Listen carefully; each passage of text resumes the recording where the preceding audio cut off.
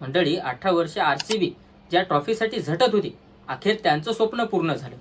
18 वर्षानंतर आरसीबीच्या हातात ट्रॉफी आली। मग त्या जल्लोषमध्ये त्यांनी विजयाची रॅली काढली होती।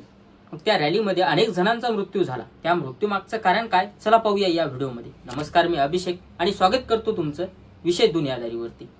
रॉयल चॅलेंजर्स बंगळुरू संघाने तब्बल 18 वर्षानंतर आयपीएल चषक उचलला आहे। या निमित्त बंगळुरू आरसीबीच्या संघाची विजयाची परेड आयोजित करण्यात आली होती। या परेडमध्ये चेंगराचेंगरी होऊन 19 जणांचा मृत्यू झाला। आरसीबी होम ग्राउंडवर असलेल्या त्रिस्वामी स्टेडियमवर या संघाची विजय जल्लोष रॅली काढण्यात आली होती आणि त्या ठिकाणी चाहत्यांची तुफान गर्दी होती।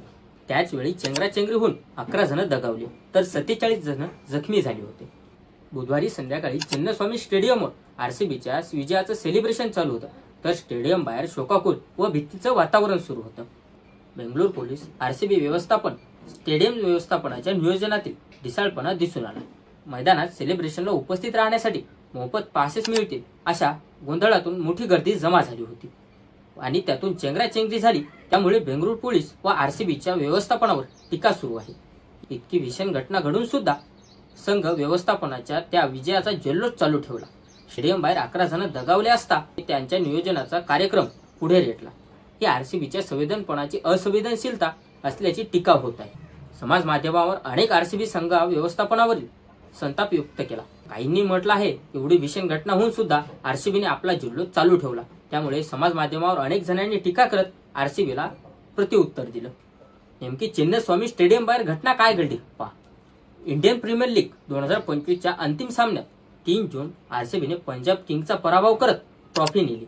आरसीबीने 18 वर्षानंतर हा विजय मिळवल्याबद्दल आरसीबी खूप आनंदात होती आणि त्यांच्या चाहत्यांनी 3 जूनला रात्रीपासून जल्लोष करण्यास सुरुवात केली। दरम्यान 4 जून रोजी आरसीबीचा संघ अहमदाबादवरून बेंगळुरूला परतला।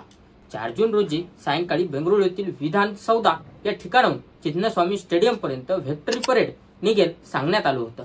यासाठी काही मर्यादित मोफत पासेही दिली जातील असं सांगण्यात आलं होतं। मात्र त्यातून गोंधळ उडाला व पुरेशी माहिती चाहत्यांपर्यंत पोहोचलीच नाही। परिणामी गर्दीच्या घोळके मैदानाच्या दिशेने येऊ लागले। काही वेळा स्टेडियम बाहेर मोठा जनसागर उसळला। त्यानंतर चेंगराचेंगरी झाली। चेंगराचेंगरी होण्याचं कारण म्हणजे आरसीबीचा विजय आणि त्यांनी काढलेली रॅली। त्या रॅलीमध्ये मोफत पासेस मिळतील, त्यामुळे चाहत्यांनी खूप गर्दी केली होती। गर्दीच्या मागे चाहते धावत आले आणि त्यांची चेंगराचेंगरी झाली। चेंगराचेंगरी होण्याचं कारण फक्त हेच आहे, आरसीबीचा विजय आणि आरसीबीची रॅली।